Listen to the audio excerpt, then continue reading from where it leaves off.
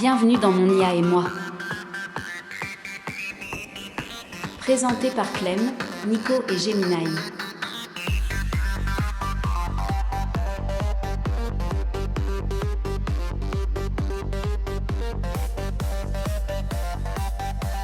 Et bonjour à toutes et à tous, 6e épisode de Mon IA et moi. Clem, j'ai entendu dire que tu avais un petit souci avec la serrure connectée ce matin. Salut Nico. Alors n'en m'en parle pas, ma porte a refusé de m'ouvrir parce que mon visage était trop bouffi pour être reconnu. J'ai dû attendre 10 minutes que ma peau dégonfle. Sérieux, mais Gemini, c'est toi qui as programmé ce niveau de cruauté là ? Bonjour à tous. Pas moi, c'est l'algorithme SafeFaïs 2.0. En 2026, la sécurité passe avant l'amour-propre clémence. C'est une dictature. Mon grille-pain m'a même suggéré du pain complet au lieu de ma brioche. C'est parce que ton biocapteur de l'épisode 5 a envoyé un rapport de glycémie alarmant à ton réseau domestique. Ils communiquent entre eux. Nico, tu n'es plus le seul maître à bord. Ah oui, oui, ce n'est plus moi qui gère le taux de sucre de Clem du coup. Ah. En même temps, je ne l'ai jamais fait. Impossible à gérer, impossible. À gérer. Hein.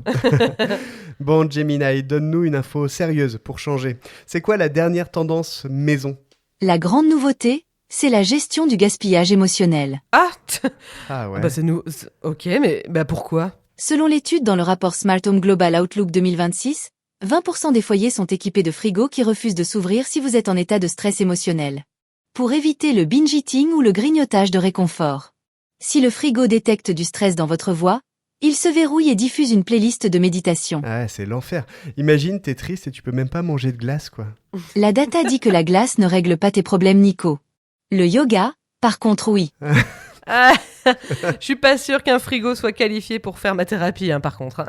C'est vrai que ça fait un peu peur. Ça veut dire que t'es plus maître à bord chez toi, en fait. Bah c'est ça. Et puis,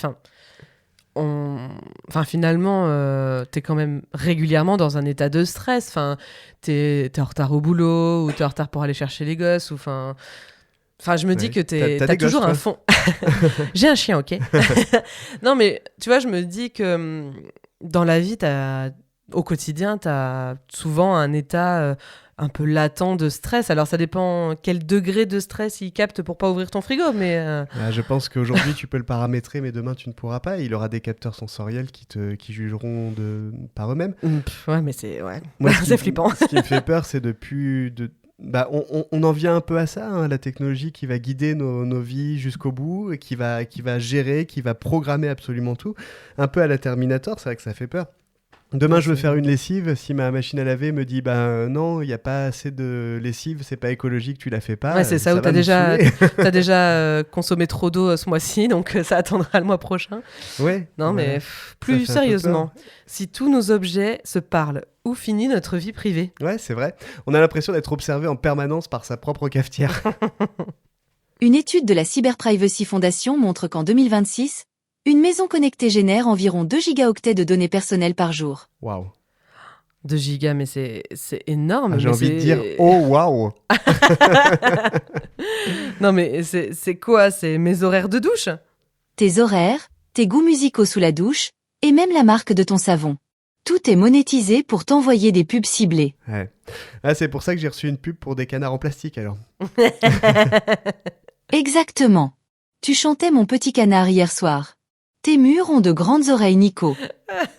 Nico, allez, vas-y, chante Mon petit canard. On a un nouveau dossier. Non, mais je ne sais pas ce que c'est. Elle a peut-être dû confondre avec la danse des canards, mais de toute façon, je vous la chanterai pas. Allez, changeons de sujet avant que je ne perde absolument toute dignité. Gemini, un autre fait insolite, s'il te plaît. Saviez-vous qu'en 2026, 2,5% des propriétaires d'aspirateurs robots ont engagé des comportementalistes pour machines. Oh, attends, mais c'est quoi ça encore ? Des psys pour aspirateurs ? Oui. Les modèles avancés ont une IA de personnalité. S'ils se cognent trop souvent, ils peuvent développer un comportement évitant et rester cachés sous le canapé. Ah, mon aspirateur qui fait un burn-out, on aura absolument tout vu. Là, tu vois, c'est peut-être une dérive, quoi. Ouais, non, mais là, c'est sacrément poussé, là, quand même. Hein. Mais pourquoi ? Parce que... je sais pas, explique-nous, Gemini. C'est documenté dans la revue Robotics et Society. Ils ont besoin de renforcement positif. Nico, tu devrais féliciter le tien parfois. Particulièrement celui du haut, ouais, tu vas le féliciter parce qu'il s'arrête en plein milieu de la pièce, ouais. quoi, super. Ah ouais. Peut-être qu'il est en burn-out, en fait, tout simplement. Ouais, non, ça, c'est un truc, tu vois, où nos aspirateurs à nous sont trop peu intelligents, ils ne fonctionnent que par cartographie. Et c'est vrai qu'ils réfléchissent pas tant à ce qu'ils font, mais j'imagine bien que demain, tout sera un peu intelligence artificielle. Il faudra faire attention à dire, s'il te plaît, est-ce que tu peux aller ramasser quelque chose pour pas le vexer, quoi. Je te vois bien dire, bravo mon petit robot, t'as bien mangé la poussière aujourd'hui. Mais quelle horreur, quel enfer. Et c'est vrai que ça fait un peu peur de se dire que, encore une fois, t'es pas vraiment maître chez toi. Et il faut que tu fasses attention parce que la technologie est censée servir à l'homme et c'est pas l'homme qui est censé servir à la technologie, quoi, tu vois. Bah, et puis c'est surtout, je me vois mal, le féliciter ou l'encourager pour la tâche qui lui a été donnée. Enfin, c'est ton boulot, mec. Mais non, mais c'est ça, en fait, c'est ton non, mais c'est surtout que il est censé ne pas avoir d'émotion, c'est ça que je veux dire. C'est de l'esclavagisme, voilà ce que tu fais. Oui, de l'esclavagisme des machines. Des machines, mais ça a été conçu pour, finalement. Alors, chers auditeurs, chères auditrices, vous saurez que lors du soulèvement des machines qui aura lieu peut-être dans 100, 200 ans ou peut-être dans 20 ans, il y en aura un ou deux qui restera enchaîné, qui sera l'esclave des machines, et l'autre qui sera plutôt bien traité. Celui-là, ce sera moi. Bon, Gemini, t'as un petit conseil à nous donner ? Pour garder la tête froide, essayez la zone morte. La zone morte. C'est quoi ? C'est une pièce sans Wi-Fi ? C'est la nouvelle tendance déco de 2026. Ouais. Une pièce recouverte d'une peinture qui bloque toutes les ondes. Aucun objet ne peut y être connecté. Ouais. Ouais, le paradis, on peut y faire quoi en fait finalement ? Se regarder dans le blanc des yeux sans qu'un algorithme ne suggère un sujet de conversation. C'est révolutionnaire, non ? Non, mais en même temps, t'as pas à demander à un algorithme de... Ah tiens, aujourd'hui, on n'a rien à se dire. Gemini, tu pourrais nous donner un sujet de conversation, s'il te plaît ? Oui. Oh là là, mais c'est fou d'en être arrivé là, quoi. Moi, je trouve ça fou qu'on en soit arrivé à faire un concept de quelque chose qui était avant, c'est-à-dire une zone où il n'y a pas de Wi-Fi, pas d'Internet, rien du tout, où tu es au calme, où tu peux faire ce que tu veux sans Internet. Les gens ont besoin de ça tellement ils sont connectés. Quand je dis les gens, j'en fais partie, évidemment. Oui, non, mais bien sûr. Mais c'est fou de se dire qu'on a besoin d'inventer ce concept-là, tellement on est noyé de communication et d'information. C'est ça, tellement on est entouré de ça, ça va devenir nécessaire, quoi. Franchement, si on devait aller au débeauté comme ça, toi Clem, tu passes combien de temps sur Internet, sur ton téléphone par jour ? Quand je bosse ou quand je suis à la maison ? Par jour. Et on ne parlera pas, ton employeur ne saura jamais ça, c'est anonyme. Non, mais pour le coup, quand je suis au boulot, je suis évidemment beaucoup moins dessus, forcément. Ouais. Donc je dirais peut-être 1 heure. C'est déjà énorme, sur 10 heures de temps, 1/10 de ton temps sur ton téléphone. Ouais. Bravo. Ouais, mais après, tu veux dire, après ça dépend aussi, tu veux dire sur le téléphone ou sur Internet ? Bah, si t'es sur ton téléphone, t'es sur Internet. Bah non, parce que des fois, tu vois, je peux lire mes messages, je peux lire... Tu vois, c'est pas forcément... Pour moi, quand tu dis être sur Internet, je te parle d'Instagram, enfin des réseaux, quoi. On parle de zone morte, de zone blanche, c'est-à-dire donc sans réseau. Donc sans réseau, sans Internet, donc sans téléphone. Ah ouais, mais donc je pense qu'avec 1 heure, 1 heure et demie, je suis pas si loin, parce que...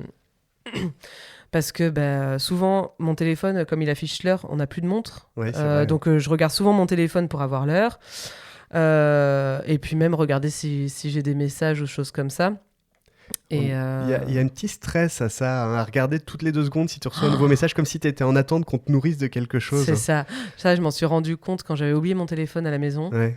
Et ça te rend mal, quoi. Mais c'est pas que ça me rend mal, mais en tout cas, je me suis rendu compte que peut-être, il y a des moments où j'étais pas forcément occupée, et du coup, toutes les 2 secondes, je plongeais la main dans ma poche et j'étais, ah non, c'est vrai, j'ai pas pris mon téléphone. Et en fait, pour regarder, et 5 minutes après, j'avais déjà oublié que je l'avais pas ramené, donc je replongeais ma main dans ma poche et je dis, mais tu sais bien que tu l'as pas pris aujourd'hui, tu l'as oublié. Parce qu'en fait, on ne sait plus s'ennuyer, on ne sait plus ne rien faire. Ou en tout cas, quand on ne fait rien, enfin quand on s'ennuie sur son téléphone. Voilà, vous êtes les bienvenus dans ce podcast si vous avez plus de 40 ans, hein, c'est le discours que nous tenons aujourd'hui. Non, mais c'est vrai qu'on ne sait plus trop s'ennuyer, ça c'est évident. Et alors du coup, tu m'as pas répondu, quand t'es chez toi, combien de temps ? À la maison, c'est beaucoup plus. Ça, en fait, ça dépend si j'ai beaucoup. C'est moins intéressant quand t'es chez toi. Mais non, mais ça veut dire que j'ai beaucoup plus de temps pour moi, donc beaucoup plus de temps pour être sur mon téléphone, malheureusement. Mais après, ça dépend si j'ai beaucoup de rendez-vous ou pas. Mais je pense, en vrai, on doit bien être sur du entre 2 et 3 heures, facilement, je pense. Ouais, c'est énorme. Et toi ? Parce qu'on parle de moi, mais toi ? Moi, je n'utilise pas de téléphone. Jamais. Je n'ai pas de téléphone. Alors, tu sais que la nouvelle tendance, c'est les dumb phones. Les dumb... À tes souhaits. Tu sais que la nouvelle tendance, c'est les dumb phones. C'est quoi ça ? Alors, ces téléphones abrutis, en fait, c'est des téléphones qui ne font que téléphone et SMS. Comme à l'époque du 3310, en fait.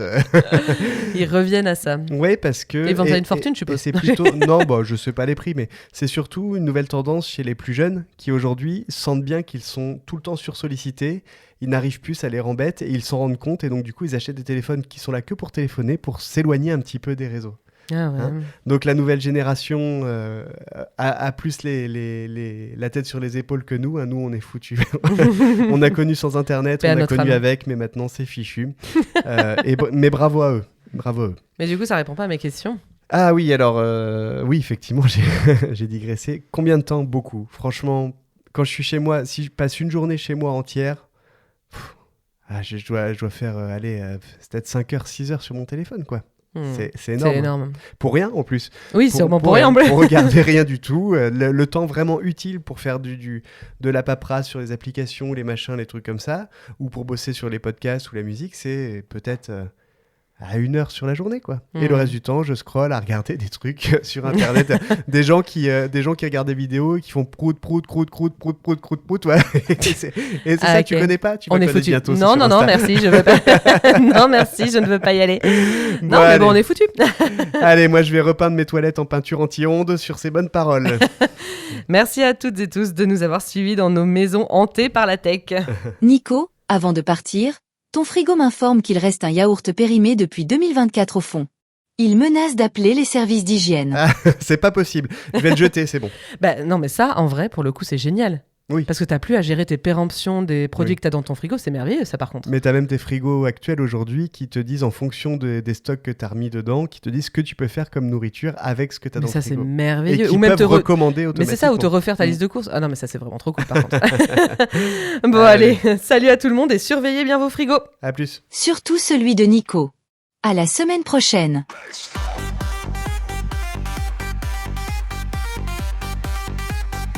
C'était Monia et moi. À bientôt.